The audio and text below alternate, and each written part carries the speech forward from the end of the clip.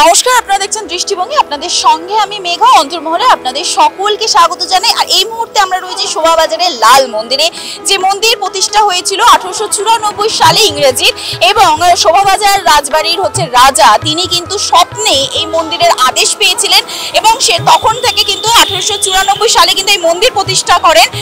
বলা হয় যে কলকাতার এই মন্দিরে নাকি কল্কি অবতারকেও নাকি পুজো করা হয়, এবং এর পাশাপাশি বলে রাখি যে মেট্রো স্টেশনের জন্য এই মন্দির সরানোর জন্য, কারণ দুদিকের যে রাস্তা, সেই রাস্তার মিডিলে যেহেতু এই মন্দিরটি পড়ে, তো এই মন্দির সরানোর সময় কিন্তু অনেক এই নিয়ে কিন্তু জল্পনা চলেছে, অনেক কাজকর্ম চলেছে, কিন্তু বারংবার মা কালী বা লাল মন্দিরের দেবতারা তারা বারংবার স্বপ্নে আসতো, এবং তার ফলে কিন্তু এই মন্দির আজও কেউ সরাতে পারেনি, স্থানান্তর ঘটেনি। এখনো অবধি কিন্তু ঠিক যেই জায়গায় মন্দিরটা স্থাপিত হয়েছিল সেই জায়গাতেই কিন্তু এখনো বিরাজমান।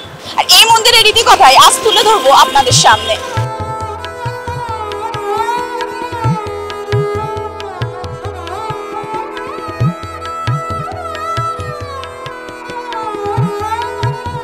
চিত্তরঞ্জন অ্যাভিনিউয়ের ঠিক মাঝখানে দাঁড়িয়ে রয়েছে একটি মন্দির। লাল রঙের এই মন্দিরটিকে সকলে লাল মন্দির বলেই ডাকেন। খোদ শোভাবাজার রাজবাড়ির উদ্যোগেই গড়ে উঠেছিল এই মন্দির। অনেকেই মনে করেন রাজবাড়ির মেয়েরা শক্তি পুজোর জন্য এই মন্দির তৈরি করেন।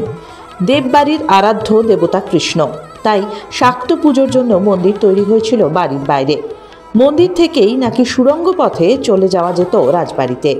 আরেকটি কিংবদন্তি অনুসারে রঘু ডাকাত নাকি একসময় রাজবাড়ির সমস্ত সম্পত্তির সঙ্গে যোগমায়ার মূর্তিটিও লুট করে নিয়ে যান, তারপর একটি পুকুরে ফেলে দেন।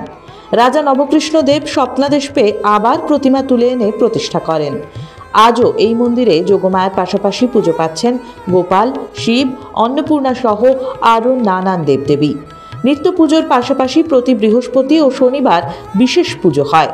পথ চলতি মানুষ একবার করে প্রণাম করে যান এই মন্দিরে। এই মন্দির খুব বড় মন্দির।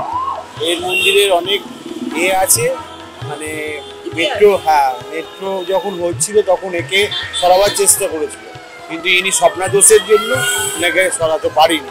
যার ফলে এখান থেকে উনি একমাত্র সেন্ট্রাল মুখে লাল মন্দিরই প্রতিষ্ঠা স্বপ্নাদেশে থেকে এখানে। আমি খুব ছোট ছিলাম তখন, আমি শুনেছি সোনা মুখে থেকে আমি আপনার